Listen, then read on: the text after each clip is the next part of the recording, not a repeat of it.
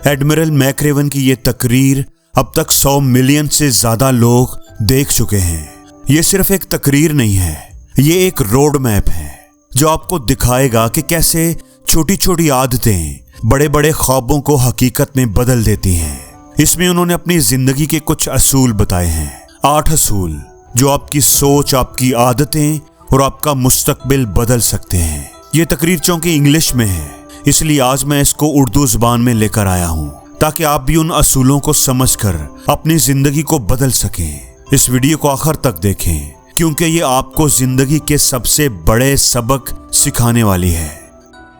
Admiral मैकरेवन कहते हैं कि मेरे पास कुछ तजावीज़ हैं जो आपको एक बेहतर दुनिया की तरफ सफ़र करने में मदद दे सकती हैं। वैसे तो मैंने ये रूल्स अपनी फौजी तरबियत के दौरान सीखे, लेकिन मैं आपको ये यकीन दिलाता हूँ कि ये इस बात पर डिपेंड नहीं करता कि आपने कभी वर्दी पहनी है या नहीं, या आपने कभी वर्दी में एक दिन भी गुजारा है या नहीं।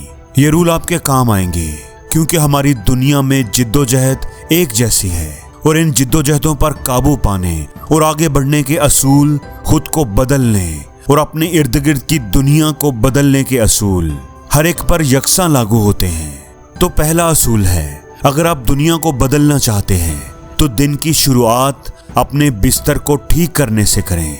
हर सुबह सील ट्रेनिंग में मेरे इंस्ट्रक्टर, जो उस वक्त वियतनाम जंग के तजर्बाकार थे, हमारे बैरक रूम में आते और सबसे पहले हमारा बिस्तर चेक करते।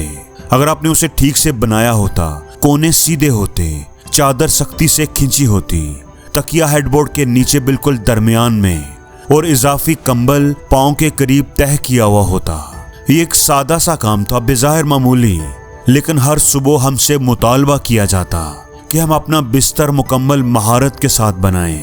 उस वक्त हमें ये थोड़ा अजीब लगता था, खास तौर पर इसलिए कि हम बहादुर जंगजू बनने जा रहे थे, मजबूत, सख्त जान, नेवी सील, और हमें ये क्या करने को कहा जा रहा है। लेकिन याद रखें, इस सादा से अमल में बड़ी हिकमत है।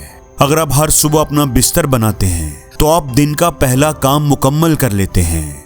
ये आपको छोटी सी कामयाबी का एहसास देता है और ये आपको एक और काम, फिर एक और काम मुकम्मल करने की तरगीब देता है, और दिन के इख्तिताम पर यही एक काम बहुत से मुकम्मल कामों में बदल चुका होता है। अपना बिस्तर बनाना इस हकीकत को भी उजागर करता है कि जिंदगी में छोटी छोटी चीजें भी अहम होती हैं। अगर आप छोटे काम सही तरीके से नहीं करते तो आप कभी भी बड़े काम सही तरीके से नहीं कर पाएंगे। इसलिए अगर आप दुनिया को बदलना चाहते हैं तो दिन की शुरुआत बिस्तर को ठीक करने से करें। सील ट्रेनिंग के दौरान तुलबा को बूट क्रियो में तकसीम किया जाता था। हर क्रियो में 7 अफराद होते हैं और एक कॉक्सन होता है जो रहनुमाई करता है। रोज आपकी बोट आपको साहिल पर तैयार मिलती है और हुक्म मिलता है कि समंदर की लहरों को पार करके कई मील तक साहिल के साथ चप्पू चलाएं। सर्दियों में सान डिएगो के साहिल पर लहरें 8 से 10 फुट तक बुलंद होती हैं और उन्हें अबूर करना नहायत मुश्किल होता है। और अगर हर कोई चप्पू बराबर ताकत से ना मारे और कॉक्सन की गिनती के साथ तालमेल ना रखे तो कश्ती लहरों के खिलाफ घूम जाती है और सबको वापस साहिल पर फेंक देती है। तो मंजिल तक पहुंचने के लिए हर किसी को चप्पू मारना होता है। तो सबक यह है कि आप दुनिया को अकेले नहीं बदल सकते, आपको मदद की जरूरत होगी, दोस्तों की, साथियों की, अजनबियों की और एक मजबूत रहनुमा की। तो अगर आप दुनिया को बदलना चाहते हैं तो कोई ढूंढें जो आपके साथ चप्पू मारे। कई हफ्तों की सख्त तरबियत के बाद मेरी सील क्लास जो 150 अफराद से शुरू हुई थी, अब सिर्फ 42 पर रह गई थी। अब 7 अफराद की 6 कश्तियां बन चुकी थी। मैं लंबे कद वाले अफराद की कश्ती में था, लेकिन हमारी सबसे बेहतरीन कश्ती छोटे कद के लोगों की थी। इनमें से कोई भी 5 फुट 5 इंच से लंबा नहीं था। वो छोटे कद के थे लेकिन बड़े सख्त जान और मेहनती थे। उन्होंने हर लिहाज से सबको पीछे छोड़ दिया, ज्यादा जोर से चप्पू चलाए, ज्यादा दौड़े और सबसे तेज तैरकर साहिल तक पहुंचे। मेरी बोट वाले बड़े कद के उन छोटे कद के लोगों का मजाक करते, लेकिन ये छोटे लोग हर बार साहिल पर पहले पहुंच जाते और हंसते। नेवी सील की ट्रेनिंग सबके लिए बराबरी का मैदान थी।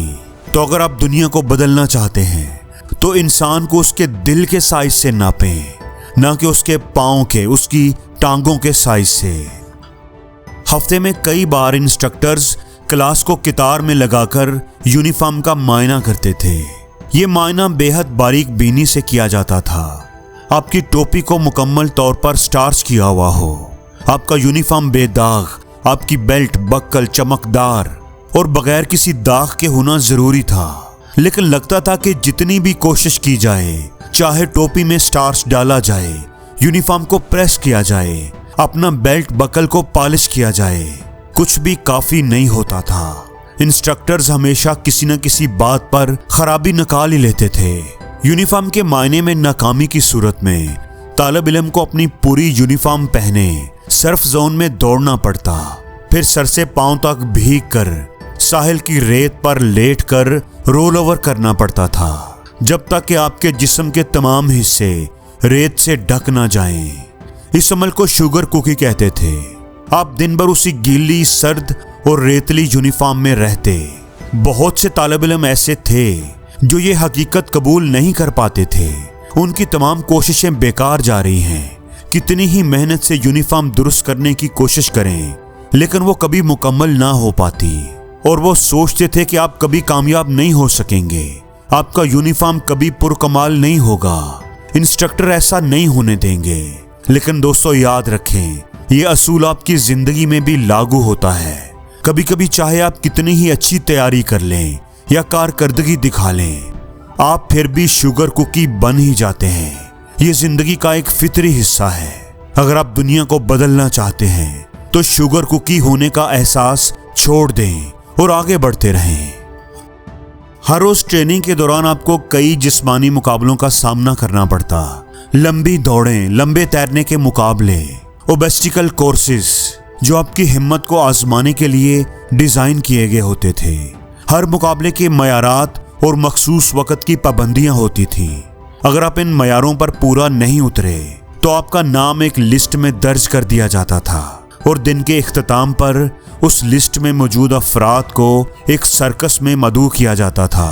सर्कस का मतलब था कि उस दिन आपने मयार पूरा नहीं किया।